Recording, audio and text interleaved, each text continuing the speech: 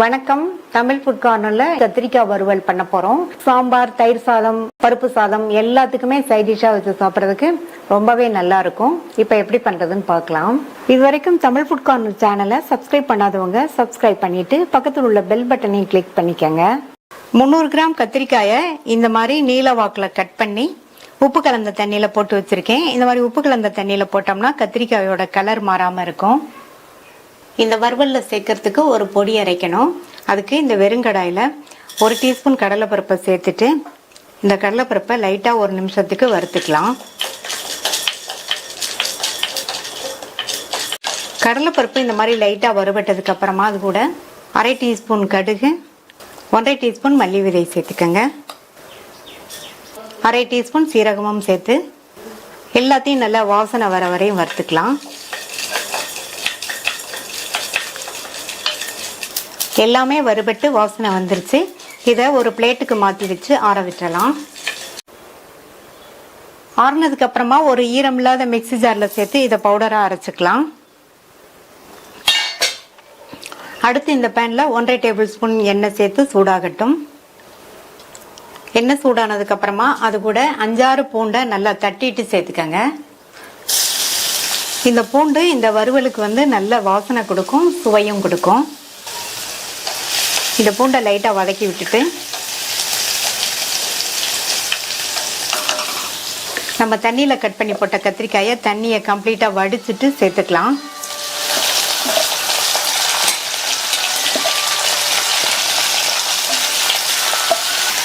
இந்த காயை எண்ணெயிலேயே ஹை ஃப்ளேமில் வச்சு ஒரு 2 நிமிஷத்துக்கு வதக்கி விட்டுக்கோங்க.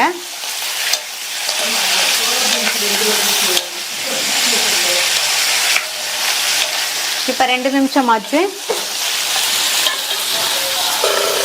இது கூட 1/2 டீஸ்பூன் மஞ்சள் தூள், இந்த காய்க்கு தேவையான அளவு உப்பு. காய் இப்போ பார்க்கும்போது அதிகமாக இருக்கிற மாதிரி தெரியும். இது நல்லா வதங்கி வந்ததுக்கு அப்புறமா அளவு நல்லா குறைஞ்சி வந்துடும். அதனால உப்பை பார்த்து சேர்த்துக்கங்க. நல்லா மறுபடியும் ஒன்று போல் பரட்டி விட்டுட்டு மூடி வச்சிருங்க. ஸ்டவ்வை மீடியம் ஃப்ளேமில் வச்சிருங்க. காய் நல்லா சாஃப்டாக வெந்து வரட்டும். வெந்துட்டு இருக்கும்போது இடையில அப்பப்போ ஓப்பன் பண்ணி பார்த்து நல்லா கிண்டி விட்டுக்கங்க. 6 நிமிஷம் ஆச்சு. கத்திரிக்காய் எண்ணெயிலே வதங்கி நல்லா சாஃப்டாக வெந்துருச்சு.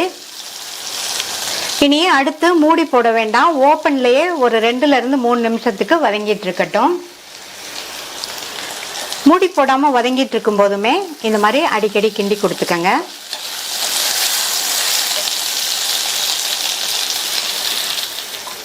இப்போ 2 நிமிஷம் ஆச்சு. கத்திரிக்காய் இன்னுமே நல்லா சுருள வதங்கியிருக்கு. அடுத்து நம்ம வறுத்து பவுடர் பண்ண அந்த பவுடரை சேர்த்துக்கலாம். பொடியை சேர்த்தாச்சு. அடுத்து இது கூட தனி மிளகாத்தூள் சேர்த்துக்கலாம். 1/2 டீஸ்பூன் தனி மிளகாத்தூள் சேர்த்துருக்கேன். நீங்கள் உங்களுடைய காரத்துக்கு தகுந்தபடி சேர்த்துக்கங்க. ஸ்டார்டிங்கில் கத்திரிக்காய் வதங்கும் போது கொஞ்சம் உப்பு சேர்த்தோம். இப்போ இந்த சேர்த்த பொடிக்கு தேவையான அளவு உப்பு சேர்த்துட்டு நல்லா ஒரு தடவை கலந்து விட்டுருங்க. மெதுவாக கலந்து கொடுக்கணும்.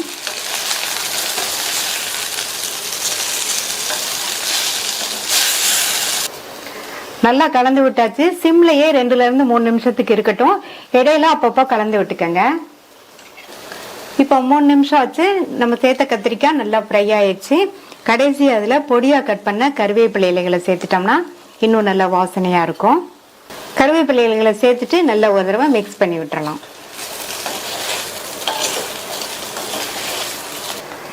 ஈஸியாக பண்ணக்கூடிய சுவையான எண்ணெய் கத்திரிக்காய் வறுவல் ரெடி ஆயிடுச்சு.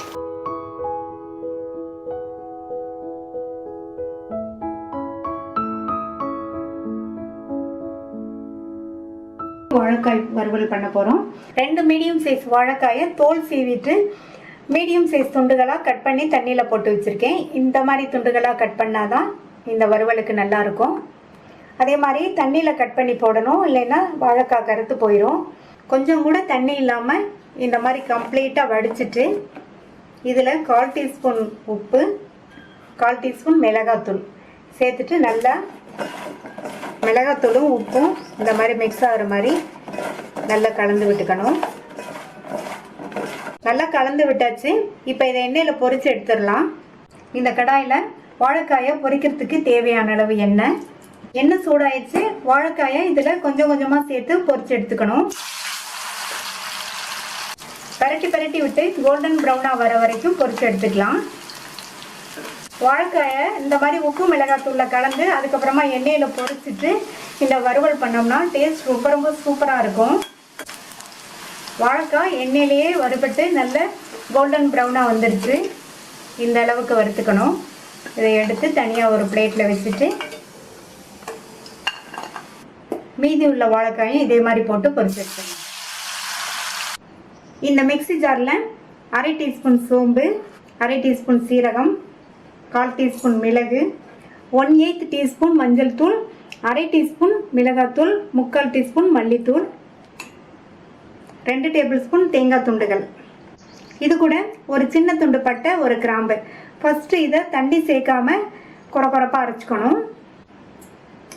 இந்த மாதிரி கொரகொரப்பாக அரைச்சிட்டு இது கூட ஒரு சின்ன தக்காளியை சேர்த்து 2-3 சுற்று சுற்றிக்கலாம். இந்த கடாயில் வாழைக்காய் பொரிச்ச எண்ணெயிலேருந்து 1/2 டேபிள் ஸ்பூன் எண்ணெய் சேர்த்துருக்கேன். எண்ணெய் சூடாயிடுச்சு. அதில் அரை டீஸ்பூன் கடுகு, 1/4 டீஸ்பூன் சோம்பு சேர்த்துருக்கேன். கருவேப்பிலை, ஒரு மீடியம் சைஸ் வெங்காயம் கட் பண்ணது. வெங்காயத்தை லைட்டாக வதக்கி விட்டுக்கணும்.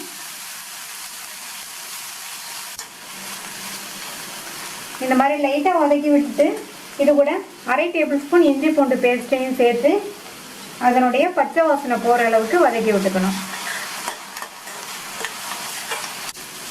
இஞ்சி பூண்டு விழுதோட பச்சை வாசனை போனதுக்கப்புறமா கொரகொரப்பாக அரைச்ச அந்த தேங்காய் விழுதை சேர்த்துடலாம்.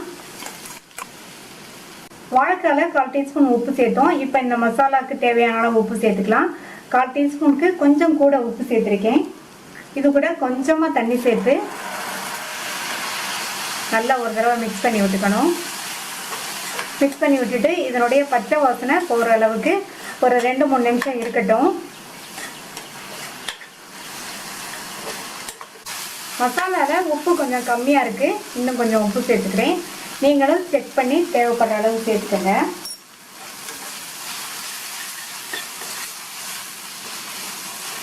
இந்த மசாலாவோட பச்சை வாசனையெல்லாம் போயிடுச்சு.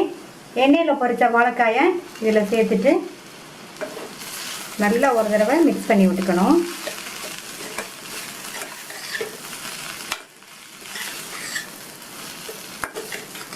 வாழைக்காய் நல்லா மசாலாவோட மிக்ஸ் ஆகிற மாதிரி நல்லா கலந்து விட்டாச்சு. மூடி வச்சிடலாம். ஸ்டவ்வை சிம்மில் வச்சுட்டு அப்படியே ஒரு 5 நிமிஷம் இருக்கட்டும். வாழைக்காய் மசாலாவோடு சேர்ந்து நல்லா ஃப்ரை ஆகட்டும். சிம்லேயே வச்சு 5 நிமிஷம் ஆச்சு. கமகமன் வாசனையோட வாழைக்காய் வறுவல் ரெடி ஆயிடுச்சு. இந்த வாழைக்காய் வறுவல் கல்யாண வீட்டில் வைக்கிற மாதிரியே அதே டேஸ்ட்லேயே ரொம்ப சூப்பராக இருக்கும். ஸ்டவ் ஆஃப் பண்ணிடலாம்.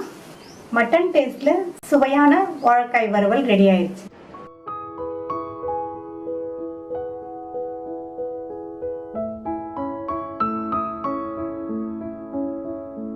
பேபி பொட்டேட்டோ மசாலா கறி பண்ண போகிறோம். 300 கிராம் பேபி பொட்டேட்டோவை கழுவி வச்சுருக்கேன். அதை இந்த குக்கரில் சேர்த்துட்டு முங்குற அளவுக்கு தண்ணி மூடி போட்டுடலாம். வந்ததுக்கு அப்புறமா வெயிட் போட்டு மீடியம் ஃப்ளேமில் ஒரே ஒரு விசில் மட்டும் வேக வச்சுக்கலாம். மீடியம் ஃப்ளேமில் ஒரு விசில் வந்துருச்சு. கிழங்கு கரெக்டாக வெந்திருக்கு. பேபி பொட்டேட்டோங்கிறதுனால ஒரு விசிலே வெந்துடும். இதை ஒரு பிளேட்டில் எடுத்து வச்சு ஆறுனதுக்கு அப்புறமா தோல் உரிச்சுக்கலாம்.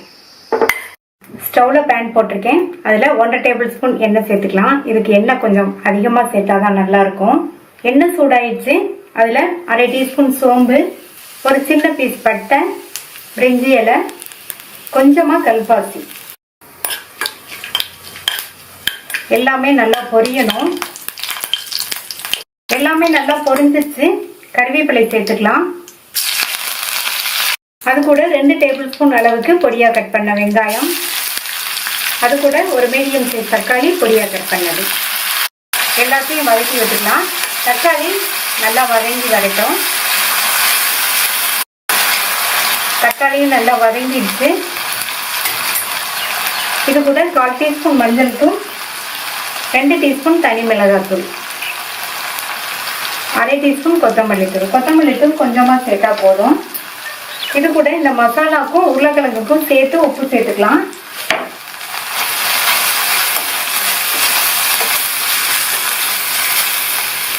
நல்லா வதக்கி விட்டுட்டு கொஞ்சமாக ஒரு 2 ஸ்பூன் மட்டும் தண்ணி சேர்த்துக்கலாம்.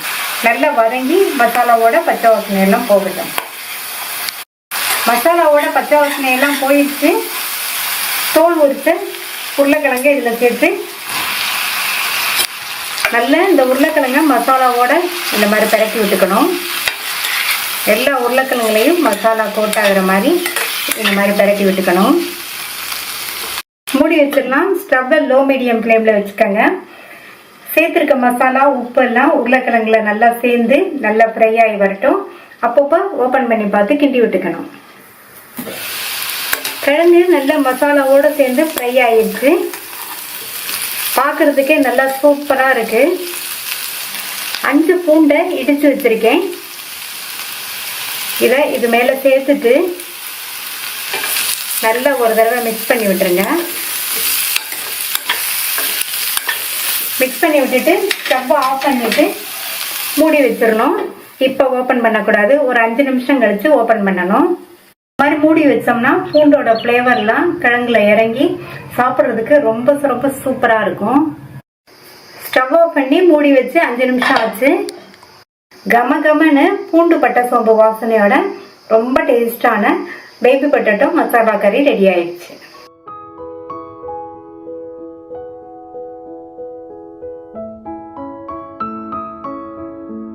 சேனக்கிழங்கு ஃப்ரை பண்ண போகிறோம்.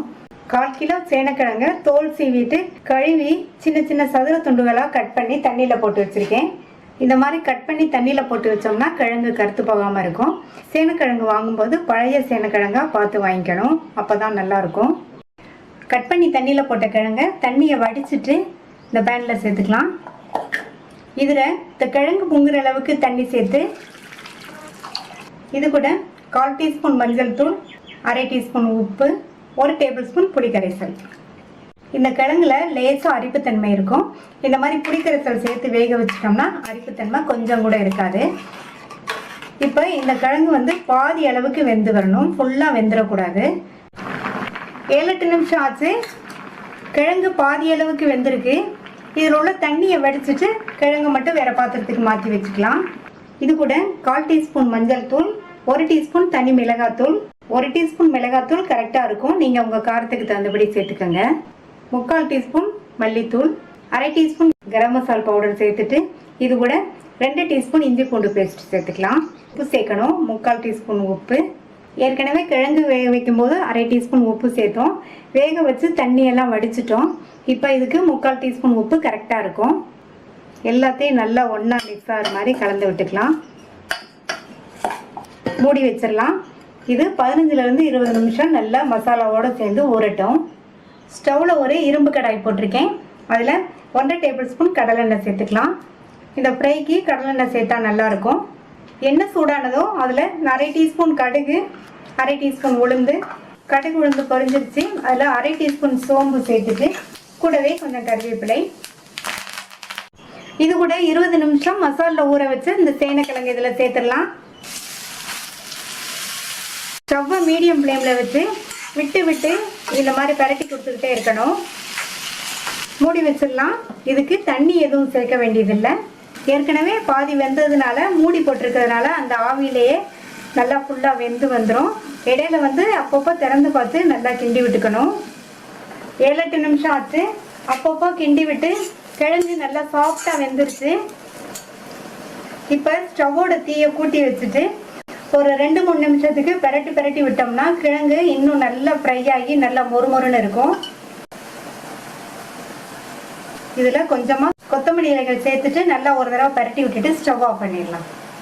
கமகமன் வாசனையோட ஈஸியாக பண்ணக்கூடிய டேஸ்டான சேனக்கிழங்கு ஃப்ரை ரெடி ஆயிடுச்சு. ட்ரை பண்ணி பார்த்துட்டு உங்கள் கமெண்ட்ஸை சொல்லுங்கள். இது வரைக்கும் தமிழ் ஃபுட் கார்னர் சேனலை சப்ஸ்கிரைப் பண்ணாதவங்க சப்ஸ்கிரைப் பண்ணிட்டு பக்கத்தில் உள்ள பெல் பட்டனை கிளிக் பண்ணிக்கோங்க. தேங்க்யூ.